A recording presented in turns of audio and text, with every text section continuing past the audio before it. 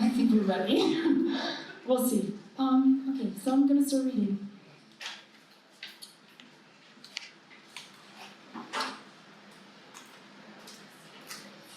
The TSA metal detector glares red and breaks my heart. Can you remove the jewelry? An agent asks, with kind eyes, points to the steel collar around my neck. She's screwed, I explain, unremovable without a wrench. My most angelic smile can't disarm his apology for following federal guidelines. Derek spins me through the full-body scanner that I pay pre-check to avoid. Flying to visit Daddy in my new collar for the first time since Christmas, we're role-playing the dreaded scene. The police state peers through me. The scanner displays my anomaly on the outline of a female. A yellow box blocks her breasts. For once, not my dick. I'm almost relieved, except no pattern recognition software fits, only fails me. The blonde bio family at the luggage conveyor gawks, while a second TSA agent in baby blue gloves grinds her thumbs into my breasts as if demoing deep tissue massage. Expressing that she's ruining my pads does not make her stop. Satisfied, she radios for backup, and a pair of agents say they must escort me to a private room. I charge extra for that. I almost joke. To discharge my anxiety while led into a windowless cubicle by a woman in a crew cut who I pray is queer, and another who carries my handbag as if contraband. The agents fondle my tits to prove my body a weapon. Last month, Trump's executive orders banned trans people from sport and military service, cut the TQ from the Stonewall Memorial, rendering an indecipherable LGBT history. And to hoard a few more dollars, will United Healthcare abandon gender-affirming care before my top surgery next month? One agent orders me to remove my left breast. In her upturned palm, she squints at a cake of hosiery stuffed with 360 cc's of rolled oats. It's a tiny violence, a trans memoir cliche, I tell myself. They're padding, I confess, fake. The agent returns my body and opens the door. Take as much time as you need, back here, she says, as if generous. Thank you for loving me. I message my partner. Tell her everything, the body horror of being rendered a freak. I never want to stop, M says, even if that makes us freaks. I run. To stop and cry means missing my flight. Aged white people in red baseball caps crowd the gate to DC. MAGA rally weekenders. Boarding the plane, I'm surrounded by people who don't believe in me. Next month, the only thing setting off the scanner will be your augmented breasts, M adds for comfort. The nearness of surgery, to soon be cyborg, less or more human, reminds me resistance isn't futile. In the passenger queue, I watch for allegiance between the women. Aesthetically divided, either makeupless and blue jeans or surgically sculpted housewives. Both worship a president who calls attention away from their patriarchal damage by justifying mine. To stand tall among them in heels, chest lifted, isn't easy. Boarding group sex, I trail the mob in all black but for my gold collar. The vampire of transgender experience, a streak of terror, shape-shifting to fly.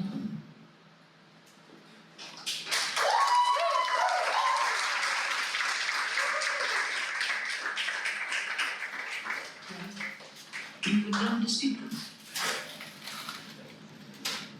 I'm tired of lies. I am female. I was born that way. I've had those feelings, those longings, all of my life. It is not unnatural. I am not sick because I feel this way. I do not need to be helped. I do not need to be cured. What I need, and what all of those who are like me need, is your understanding. The left-wing gender insanity being pushed on our children is an act of child abuse. Very simple. Here's my plan to stop the chemical, physical, and emotional mutilation of our youth. On day one, I will revoke Joe Biden's cruel policies on so-called gender-affirming care. Ridiculous. A process that includes giving kids puberty blockers, mutating their physical appearance, and ultimately performing surgery on minor children. Can you believe this? I will sign a new executive order instructing every federal agency to cease all programs that promote the concept of sex and gender transition at any age. I will then ask Congress to permanently stop federal taxpayer dollars from being used to promote or pay for these procedures and pass a law prohibiting child sexual mutilation in all 50 states. It will go very quickly. I will declare that any hospital or healthcare provider that participates in the chemical or physical mutilation of minor youth will no longer meet federal health and safety standards for Medicaid and Medicare and will be terminated from the program immediately. Furthermore, I will support the creation of a private right of action for victims to sue doctors who have unforgivably performed these procedures on minor children. The Department of Justice will investigate Big Pharma and the big hospital networks to determine whether they have deliberately covered up horrific long-term side effects of sex transitions in order to get rich at the expense of vulnerable patients, in this case, very vulnerable. We will also investigate whether Big Pharma or others have illegally marketed hormones and puberty blockers which are in no way licensed or approved for this use. My Department of Education will inform states and school districts that if any teacher or school official suggests to a child that they could be trapped in the wrong body, they will be faced with severe consequences, including potential civil rights violations for sex discrimination and the elimination of federal funding.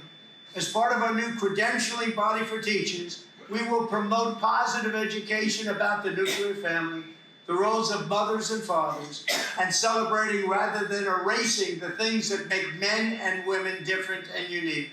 I will ask Congress to pass a bill establishing that the only genders recognized by the United States government are male and female, and they are assigned at birth.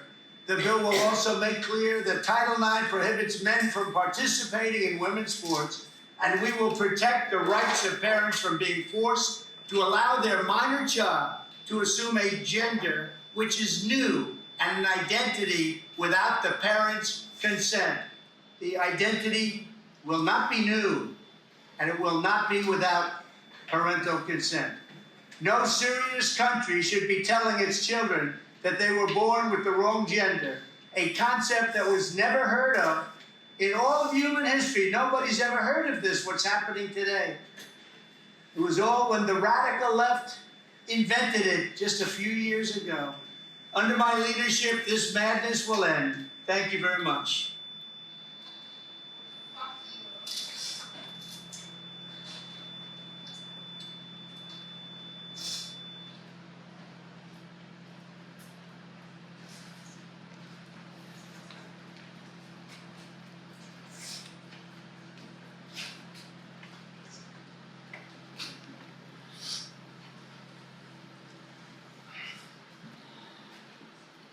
A month later,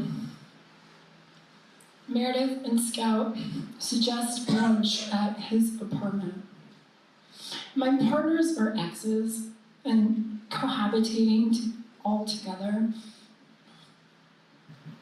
has felt like a fantasy.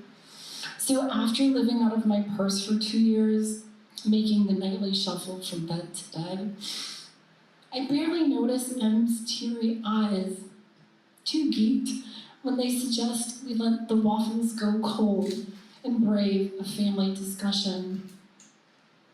We need to talk about your eating, Scout says.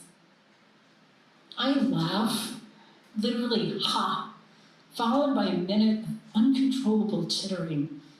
Wow, well played, I say, as if throwing a surprise party, not an intervention. Interrogation more aptly fits the feeling. They want to police your body. My cold sweat and goosebumps scream. Deception has meant survival, life or death for so long, I don't see the difference. How is your counselor supporting you? They ask.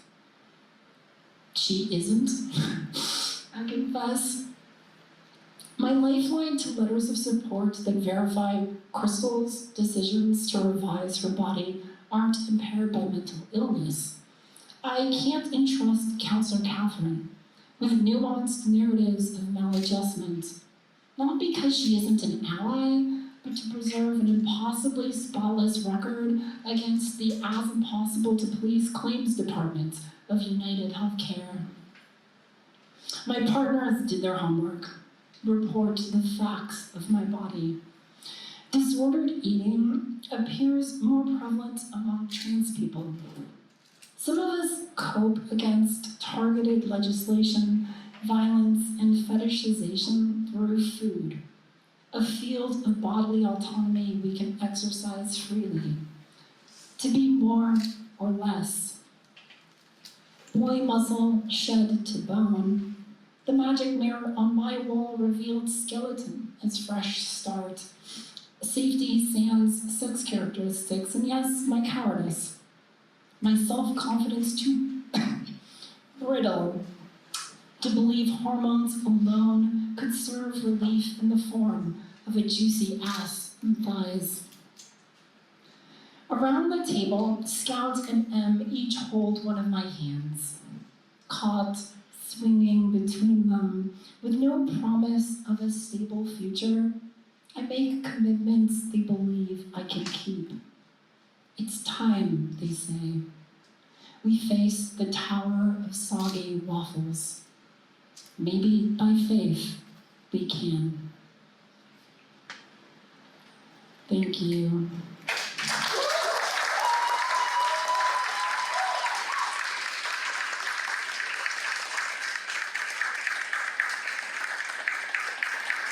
Here's waffles.